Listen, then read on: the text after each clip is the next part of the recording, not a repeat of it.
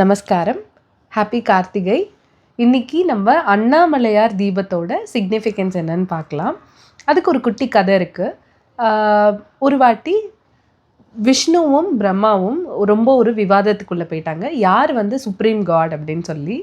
So மற்ற கடவுள் எல்லாம் சிவபெருமான் கிட்ட போய் எனக்கு இதுக்கு ஒரு சொல்யூஷன் கொடுங்க, ரொம்ப அவங்க ஃபைட் ரொம்ப ஜாஸ்தி ஆகிட்டுருக்கு அப்படின்னு சொன்னோன்னே சிவபெருமான் என்ன பண்ணார், ஓகே இவங்களோட அந்த விவாதத்தை ஸ்டாப் பண்ணுறதுக்கு ஒரே வழி தான் அப்படின்னு சொல்லிட்டு என்னோட அடிமுடியை யார் கண்டுபிடிக்கிறாங்களோ அவங்க தான் சுப்ரீம் காட் அப்படின்னு சொல்லிடுவார். அண்ட் அவர் லிங்கோத்பவராக உருவெடுத்துருவார். அதாவது ஜோதிர்லிங்கமாக ஒரு ஜோதி வடிவாக சிவன் உருவெடுத்துருவார்.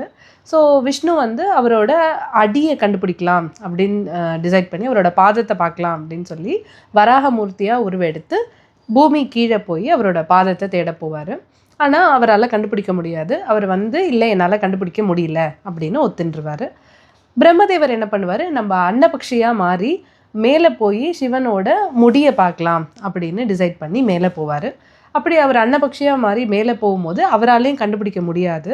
பட் சிவபெருமான் கிட்டேருந்து தாழம்பூ அவர் தலையிலேருந்து கீழே விழுந்துடும். ஸோ பிரம்மதேவர் அந்த தாழம்பூ கிட்ட நான் மேலே முடியை பார்த்துட்டேன்னு சொல்லி நீ சிவபெருமான் கிட்ட சாட்சி சொல்லணும் அப்படின்னு சொல்லிட்டு 2 பேருமா கீழே சிவபெருமான்கிட்ட நாங்கள் பார்த்துட்டோம், பார்த்ததுக்கு சாட்சி இந்த தாழம்பூ தான் அப்படின்னு சொல்லி பிரம்மதேவர் பார்க்க மாட்டார், பட் பார்த்துட்டேன்னு ஒரு மாதிரி போய் சொல்லிடுவார்.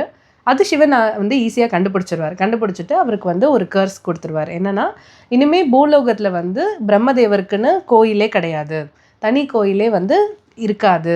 அண்ட் தாழம்பூ இந்த மாதிரி போய் சொன்னதுனால என்னோட சிவ பூஜைக்கு தாழம்பூ இனிமேல் யூஸ் பண்ணக்கூடாது அப்படின்னு சொல்லி சாபம் கொடுத்துருவார்.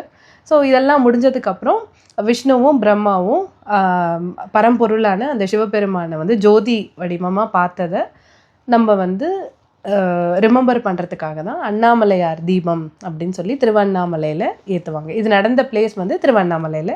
ஸோ அங்கே இந்த அழகான தீபம் ஏற்றி வழிபாடு பண்ணுவாங்க. ஸோ அன்றைக்கி காலையில் சிவன் சன்னதியில் ஒரு விளக்கு ஏற்றுவாங்க.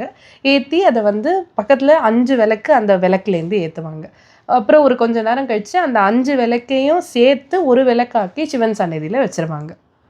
ஸோ இதோட தத்துவம் என்னென்னா, ஏக்கன் அநேகன் ஆகி அநேகன் ஏக்கன் ஆகிறது, அந்த தத்துவத்தை இது குறிக்கிறது. ஸோ இந்த அழகான கார்த்திகை திருநாளில் நம்ம கோபாலகிருஷ்ண பாரதி இயற்றிய ஒரு அழகான தமிழ் பாடல் கேட்போம். பார்க்க பார்க்க திகட்டு மோகுந்தன் பாத தரிசனம்,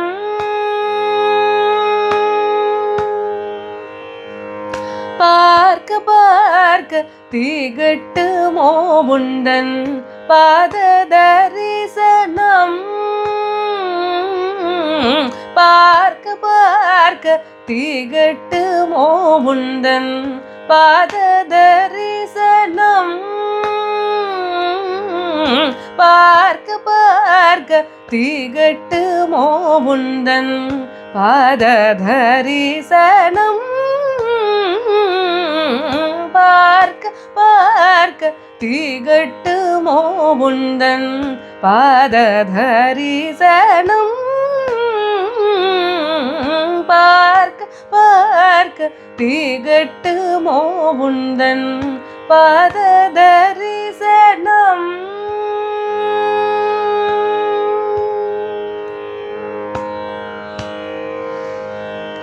ஆர்க்கும் ஆனந்தம் பொழியும், ஆர்க்கும் ஆனந்தம் பொழியும், ஆர்க்கும் ஆனந்தம் பொழியும், ஆர்க்கும் ஆனந்தம் பொழியும் தில்லை தாண்டவ ராயா, பார்க்க பார்க்க திகட்டு மோகுந்தன்,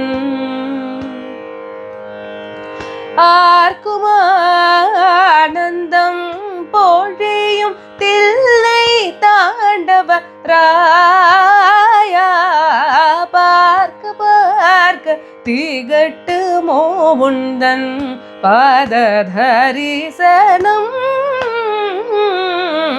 பார்க்க பார்க்க திகட்டு மோகுந்தன் பாத தரிசனம்.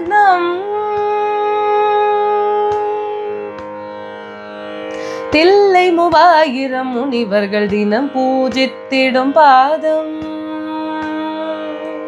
தில்லை 3000 முனிவர்கள் தினம் பூஜித்திடும் பாதம். சிற்சபையில் திம் திமி திமி தோம் என்றாடிய பாதம். தில்லை 3000 முனிவர்கள் தினம் பூஜித்திடும் பாதம். சிற்சபையில் திம் திமி திமி தோம் என்றாடிய பாதம். எல்லையில்லாத இன்பம் என்றெனக்கருள் செய்திடும் பாதம். இரவும் பகலும் மாயன் கோபால கிருஷ்ணனேத்தும் பாதம் பார்க்க பார்க்க திகட்டுமோ உந்தன். தில்லை 3000 முனிவர்கள் தினம் பூஜித்திடும் பாதம். சிற்சபையில் திம் திமி திமி தோம் என்றாடிய பாதம். எல்லையில்லாத இன்பம் என்றெனக்கருள் செய்திடும் பாதம். இரவும் பகலும் மாயன் கோபால கிருஷ்ணனேத்தும் பாதம் பார்க்க பார்க்க திகட்டுமோ உந்தன் பாத தரிசனம்.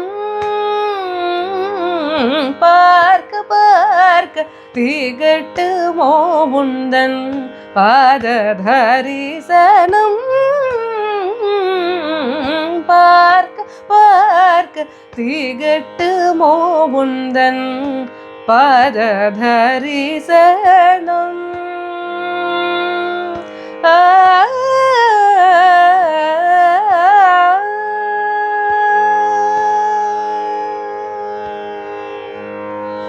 Namaskaram.